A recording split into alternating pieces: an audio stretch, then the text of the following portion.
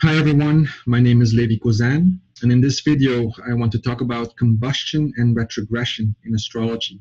So when planets become combust, when planets are retrograde. Because there's a lot of confusion and misunderstanding about these two principles, which are commonly used in both Western as well as in Vedic astrology. This in the light of the new moon in the sign of Sagittarius, because we're going to have three planets combust at that time. The new moon will happen on December 12th, on December 7th, 2018 in the morning Central European time. So I'm not going to go over what it means for all ascendant signs because there's already, enough forecasts out there, but it's worthwhile mentioning combustion and retrogression, right? So commonly used in both, astrological schools. And see, combustion is in fact a measurement of the obscuring of the viewing of a planet by the sun's light, basically. Okay, so it means that the sun rises and sets, right? So when it rises, it becomes visible. When it sets, it becomes invisible. So all other planets rise and set in relation to the sun. Okay, so at the time of the new moon, right, the sun and the moon join in the zodiac, right? So the moon becomes invisible. That's why we say it's a time to contemplate, to meditate, and to sit still, right? Why? Because the sun is the soul, right? It represents the light of consciousness, the Atma. Through the moon, we experience ourselves subjectively. In the moon lives the idea of separate existence, which is the ego, right? That's we say a healthy moon is a healthy ego. But without an ego, we cannot become individuals. And also in the moon lives the jiva. Jiva means enlivening or life-giving, right? So it contains, the conscious entity, right, which has a life force. And so that's why they're the king and the queen, the Atma, the soul, and our subjective experience of that, which is represented by the moon. So in the moon lives our ideas, our longings, our desires, and so on. Okay. So we have the two Sattvic planets and Jupiter, which is the third Sattvic planet in the sign of Sagittarius. So it's always important.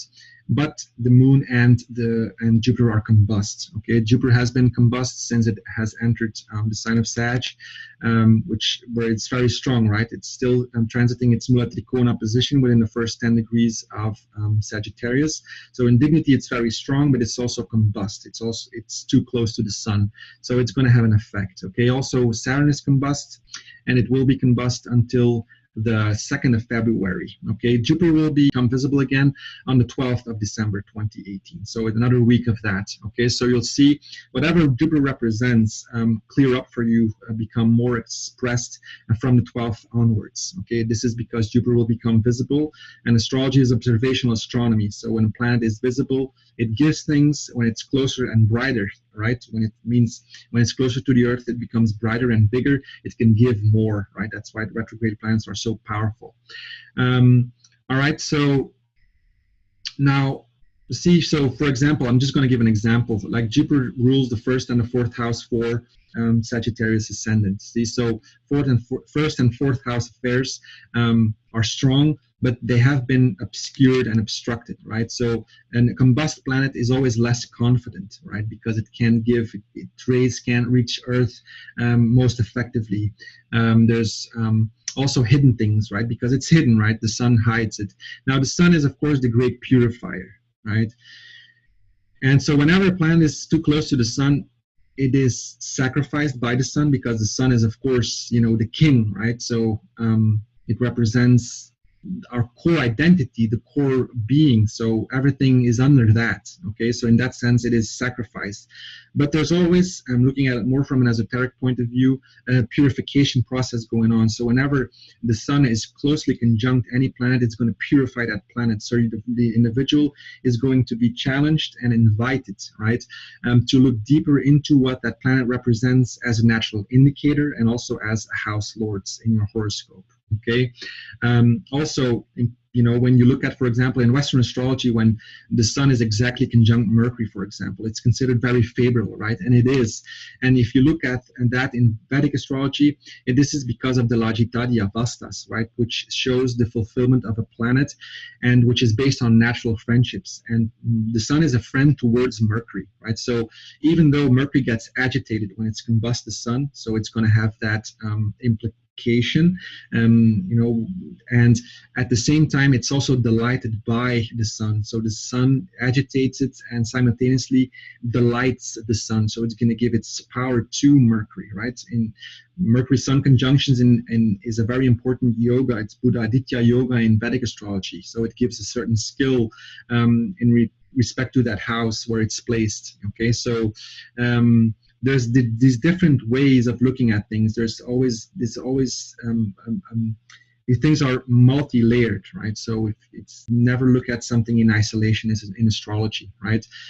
Also another example, if you have a Jupiter-Sun conjunction, right? The Jupiter is agitated by the Sun. So whatever Jupiter represents, there could be experienced agitation, right? In this, for Sagittarius ascendant could be relating to their life path and the fourth house to their home. But at the same time, Jupiter is pouring wisdom into, especially when it's exactly conjunct, it's giving all its power, its wisdom to the sun, right? And because the sun and Jupiter are natural friends, see? So there's always these subtle nuances going on.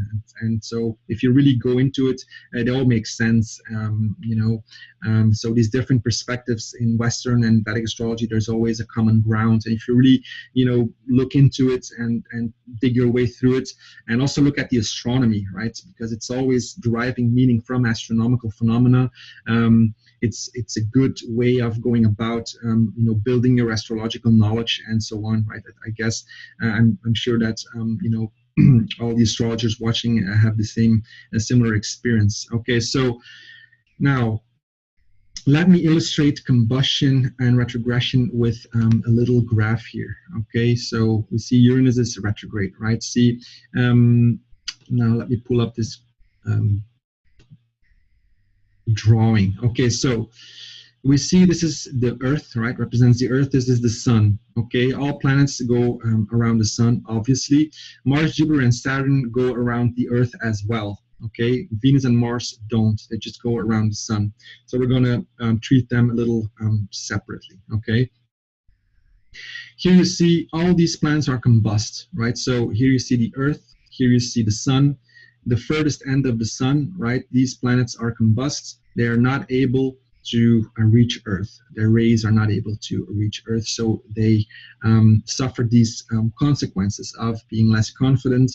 There can be hidden things in respect to these, whatever these planets represent for you. Okay.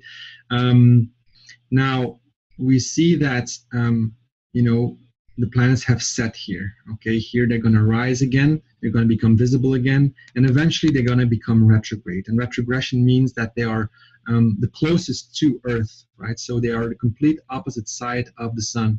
So a planet that is retrograde, Mars, Jupiter, and Saturn retrograde, means that they are behind or in front of the Earth here, right? If we look at it from this perspective. So when they're combust, they are completely behind the Sun. Okay, so the Sun is going to be in between the Earth and these planets. Okay, so when they're retrograde, they're the closest to Earth, and so they become brighter, right? It's like the waxing and waning phase of the Moon, right? The Moon is waxing, it becomes new, right? It's combust, and then it's going to continue its path, and it's waxing, and it's going to grow until it becomes full again. And this is like a retrograde planet. It's like the planet becomes full in relation to the Sun here. See, Earth, Sun. So they become brighter, stronger, more robust, and can give more. Now for Venus and Mercury is a little different. And also the old astronomical texts give two orbs of when these planets become combust. Like, for example, Mars becomes combust when it's 17 degrees from the Sun, Jupiter 11 degrees, Saturn 15 degrees, and the Moon is 12 degrees. Now for Venus and Mercury, because they're not revolving around the Earth, right? They're combust when they're the furthest away from Earth, right? Basically, but when they're retrograde, they're still not going to be visible, right? Because especially here when they're just in front of it, right, exactly between the Earth and the Sun, but they're not obstructed by the sun. See, so even though they're not visible, they're not obstructed. So a Venus retrograde or a Mercury retrograde in a horoscope is great to have. They become so much more powerful. Whenever there's a Mercury retrograde, I applaud, because I think it's such a great thing. I always, my research goes much better. I get more things done. Okay, I have to pay more attention. It's always making me a lot more capable of managing my own affairs, for example. This is a personal experience. Okay. And I know people with a Venus, and especially when they're in good dignity and they're retrograde, and these people just have a stronger Venus and Mercurial dimension in their life. Especially like Mercury retrograde can give great managing skills and organizing skills and so on. Okay, of course, it's going to depend also on the help these planets receive from friends or the hurt they receive from enemies and so on. Okay, so so that should illustrate a little bit combust and retrograde planets. Okay, combust planets, the furthest away from the Earth, and the retrograde planets are closer to the Earth, so they can give more, right? Now, how to calculate this? Now, I'm going to be a little more technical. I'm also going to pull up a graph here because combustion should be calculated not along the ecliptic. We have to calculate combustion along the prime vertical. Okay, so to illustrate this a little further, right? So here you see a representation of your local space. Okay, this is local space. It's not a globe. Okay, the space that surrounds you on particular locality. Okay, so you have your local horizon, right, which has the east and the west and the south and north point. The east point is due east on your local horizon, so where you're at Earth at that specific point, right? East point, the west point is due west, and so on. So this is the ecliptic. This is the path that the sun and the planets travel along, right? And the ecliptic is at an angle to the Earth's rotation, right? So there's a skewing of the heavens. Now, this is important because when we're talking about ecliptic degrees, zodiacal degrees, it's like looking at things from on the ecliptic, like if you would be on the ecliptic, but you're on Earth. And so the prime vertical is one of the pivotal lines, one of the important lines, because it connects to the east point, right? It goes through the east point on your local horizon. So the objects like the planets are going to rise against this this vertical line here, right? And so it's important to project these calculations onto the prime vertical, right? So for example, if you use Campanus system, the Campanus system is based on prime vertical degrees as well. Okay, so we have local horizon, local space. All right, the zenith is space that is direct above your head, the nadir is direct below your feet, and so on, right? This is true north. So it's kind of, we have to spend some time to really get your head around this, but I think it's really rewarding, right? If you do, to get a little better understanding about, these astronomical phenomena, right? Which is important in astrology, right? Okay, so important is that we have to project, when we look at combustion, we want to calculate combustion, we have to project these planets and degrees onto the prime vertical instead of the ecliptic, right? So now let's say that you're looking at your horoscope, right? You open your software, you see, Mars and Saturn are conjunct, and they're very close, right? In ecliptic degrees here, because my software shows it. But then you look outside and they can seem very far apart, because you're looking at it from your local horizon, okay, from your space. And so there's a difference, right? And so that's what I'm saying, is that the ecliptic is at an angle to the Earth's rotation, okay? So this prime vertical becomes very important. So let's illustrate this now a little bit, right? So you can see, first I'm gonna draw a line from, this is the sun, right? So let's look at, we determine combustion. A perpendicular line, which is, a 90-degree angle onto the ecliptic, and then we look at the Mars, right? Or let's say it's Mars, right? It's an Earth planet.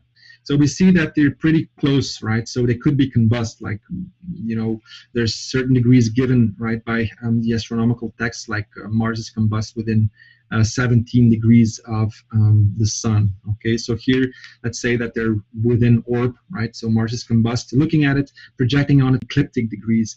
But now we have to do it on the prime vertical. And so we project the suns onto this. Let's do the same for Mars here. You see the distance increasing, right? So they on projecting them on ecliptic degrees, they can seem combust, but in fact, projecting them on the prime vertical, there's more distance here, so they can be out of orb. See, so it's important. So I hope this clarifies a little bit. Let's take another example. Let's project the sun onto the ecliptic here, and then this other planet. Well, here we see that there's a certain distance between the sun and this planet, right? Projecting them on the ecliptic. Now let's do the same thing when we project them onto the prime vertical. What is happening? So it's around about, yeah. See, here there's much more distance between these planets projecting on the ecliptic than projecting them on the prime vertical. So here they seem zodiacal degrees, they seem far apart, but in fact, looking at it, the prime vertical, they're really close and they are combust. See, so that's why it's important to have software that calculates this correctly, because again, Parashara, which in Parashara Shastra gives this very specific consideration. Okay, so it's important to pay attention. So it's important, and of course, these calculations are very difficult, and so software is going to do that for you, obviously. Okay. Okay, so just wanted to illustrate this a little bit. Okay, take care. Bye.